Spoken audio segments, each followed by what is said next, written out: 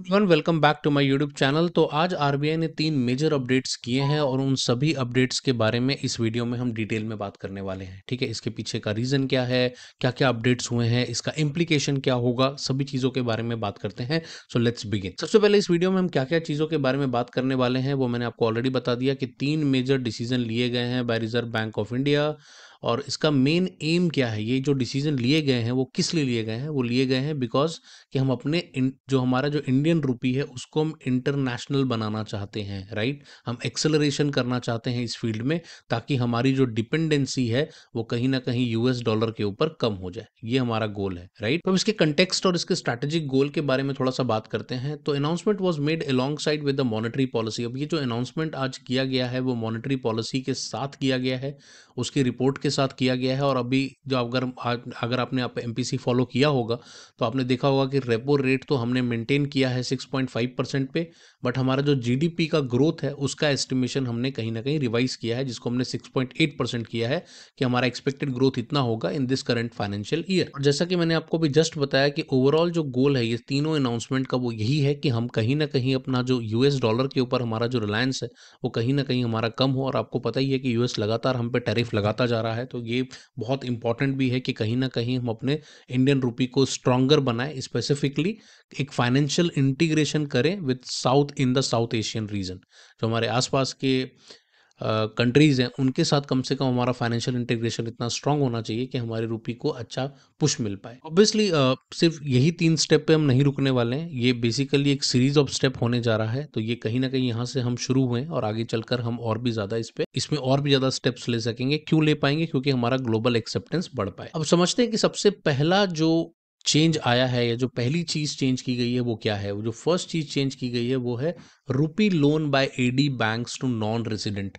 काफी बड़ा चेंज है और मैं आपको समझाता हूँ कि ये है क्या चीज। अब जो नया रूल आया है उसके अकॉर्डिंगली आरबीआई ये कह रहा है कि जो भी हमारे ऑथराइज्ड डीलर बैंक्स हैं उनको परमिशन मिलती है कि वो इंडियन रुपी का जो लोन है वो नॉन रेजिडेंट्स को भी दे सकते हैं।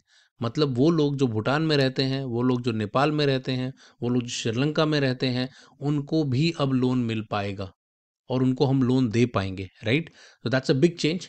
ऑल्दो अभी भी इसमें मुझे जो थोड़ा कंसर्न आता है वो ये कंसर्न आता है कि इन केस डिफ़ॉल्ट होगा तो कैसे हम उसको रिकवर करेंगे। तो कहीं ना कहीं इसका इम्प्लीमेंटेशन प्रोसेस बहुत मैटर करेगा कि आप इसको कैसे करोगे। राइट, बट ओवरऑल इसका इम्पैक्ट क्या पड़ेगा? इसका इम्पैक्ट ये पड़ेगा कि ये जो कंट्रीज़ हैं वो कहीं ना कहीं रुपी को बोरो करेंगी। ठीक है, और प्लस उसी से हमारा इंडियन गुड्स वो परचेज करेंगे कहीं ना कहीं। इससे हमारा जो ट्रेड सेटलमेंट होगा वो भी थोड़ा क्विक हो जाएगा। ठीक है, लोअर कॉस्ट होगी, प्लस सबसे इंपॉर्टेंट क्या होगा कि रुपी की इनवॉइसिंग जो है वो प्रमोट होगी। राइट, तो ये हमारा गोल है इसमें से। और जैसा कि मैंने आपको बताया कि पोटेंशियल रिस्क क्या हो सकता है, वो ऑलरेडी मैंने आपको बताया कि इंडियन बैंक्स को रिकवर करने में कहीं ना कहीं प्रॉब्लम आ सकती है, स्पेसिफिकली फॉरेन जुरिस्डिक्शन में। राइट, तो ये बहुत मैटर करता है कि हम इसका प्रोसेस कैसे बनाएंगे, कैसे इंप्लीमेंट करेंगे, ये बहुत मैटर करेगा इस चीज़ को। आइडिया बुरा नहीं है, राइट, प्लान अच्छा है, बट देखते हैं कि इसका एग्जीक्यूशन कैसे होता है। अब जो हमारा अगला चेंज आया है उसके बारे में बात करते हैं। और अगला चेंज ये है कि the RBI will start publishing official reference exchange rates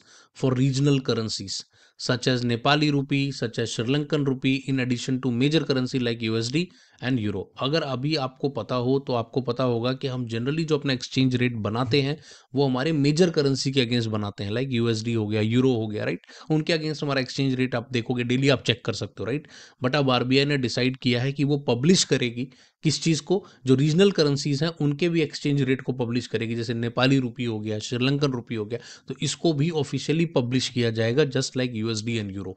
again एक इंपॉर्टेंट चेंज है। तो सबसे पहली बात तो इसका फायदा ये होगा, सिंस एक ऑफिशियल सिस्टम बनाया जा रहा है तो उससे कहीं ना कहीं सिंगल रेट होगा इन दीज करेंसी का। तो इससे ये होगा कि किसी भी तरह का जो डिस्प्यूट होता था करेंसी को लेकर के वो कहीं ना कहीं कम हो जाएगा, प्लस ऑफिशियली वो चीज़ अनाउंस हो जाएगी। प्लस एक इंपॉर्टेंट पार्ट ये भी होगा कि आपका जो इन्वॉइसिंग प्रोसेस है वो काफ़ी स्ट्रीमलाइन हो जाएगा, जिससे ट्रेड सेटलमेंट करने में इन रीजन्स में आपको काफ़ी आसानी होगी। ठीक है, तो ये हमारा सेकंड बिग अपडेट हो गया।